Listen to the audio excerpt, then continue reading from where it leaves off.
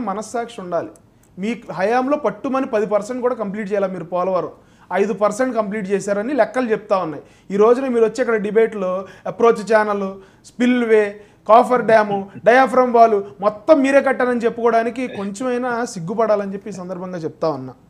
మీ హయాంలో reverse tendering అని చెప్పి పోలవరం ప్రాజెక్టు యొక్క ప్రోగ్రెస్ని మొత్తానికి ఆపేసి అధికారులు ఎవరో అక్కడ లేకుండా చేసి మీరు ఫ్లడ్స్ వచ్చినప్పుడు ఫ్లడ్స్ని సరిగ్గా మేనేజ్మెంట్ చేయక పోలవరం ప్రాజెక్టు డ్యామేజ్ అయితే దాని డ్యామేజ్ ఖర్చు 2,000 కోట్ల రూపాయలు అవుతుందని చెప్పి అధికారులు నివేదిక ఇచ్చారు మొన్న చంద్రబాబు నాయుడు గారు ఇన్స్పెక్షన్కి వెళ్ళినప్పుడు.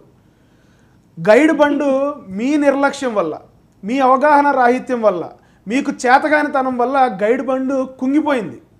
కట్టిన గైడ్ బండు కుంగిపోయింది. దాన్ని రిపేర్ చేయడానికి ఎన్ని వందల కోట్లు అవుతాయో కూడా ఈ రోజున తెలియని పరిస్థితిలో ఉంటే పోలవరం ప్రాజెక్ట్ అంతా మీరే పూర్తి చేసినట్టు అంబటి రాంబాబు గారి కన్నా కూడా ఎక్కువ కాన్ఫిడెంట్గా చెప్తున్నారు. ఈయన మన అనిల్ కుమార్ యాదవ్ గారి కన్నా చాలా కాన్ఫిడెంట్గా చెప్తా ఉన్నారు. వాళ్ళే ఆశ్చర్యపోతారు డిబేట్ చూసి.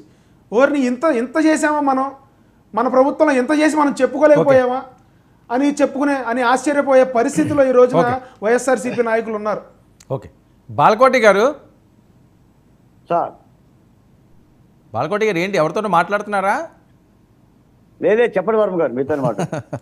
ఏంటండి ఫైల్స్ గొడవ ఏంటి? నెక్స్ట్ ఈవీఎంలు ఏంటి? ఈవీఎంలు గోల్మాలట, మళ్ళీ రీకౌంటింగ్ పెట్టబోతున్నారట.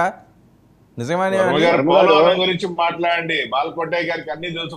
ఓకే, అదే ఆ ఫైల్స్ అవే కదండి, అవి మాట్లాడతారు. మీరు మా ఇద్దరు మాట్లాడారు కదండి, ఇంక మూడోది కూడా మీకు సపోర్ట్గా ఆయనే మాట్లాడరా? వర్మ గారు ఒకడు అన్నాడంట, మా ఊర్లో పూర్తి పిచ్చోడు ఉన్నాడు అన్నంట.